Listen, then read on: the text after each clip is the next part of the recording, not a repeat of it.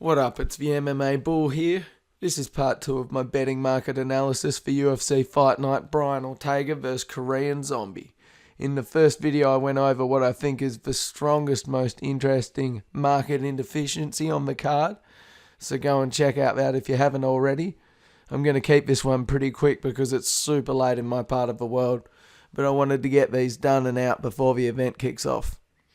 The other fights that I thought had very interesting market inefficiencies were the main card and Gillian Roberston vs Poliana Botelho.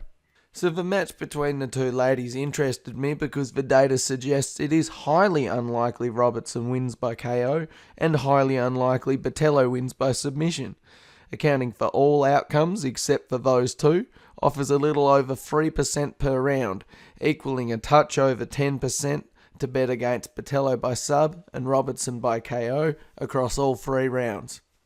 The MMA Bull needs his sleep, so we're going to move straight into the main event, where we've got a talented but typically slow starter in Brian Ortega taking on the durable and always dangerous Korean Zombie in what promises to be an entertaining fight. While Ortega hasn't been knocked out before, not knocked out cold anyway, I believe Zombie can end it in the first round. Despite submission posing a greater threat early in the fight when the competitors are dry, I think both men's skill make an early sub very unlikely. Zombie's endurance and striking acumen also make me dubious that Ortega will put the Zombie away with strikes in the first round. By betting on the fight to still be underway at the start of round 2, while hedging against a first round Zombie KO, I was able to find a 7.75% margin, which I think is fairly decent considering the stats, fighting styles, and 5-round context to this bout.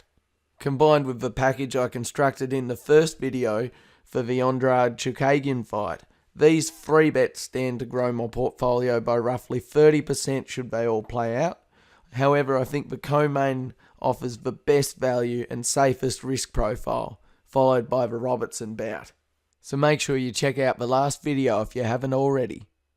I'm going to wrap this one up now and dive into my analysis a bit more in a post-fight recap. I've also found some very interesting market inefficiencies for next week's lightweight showdown between Gaethje and Khabib, and I'm really looking forward to sharing those with you. I'll find some more time to add some production value for the next video too.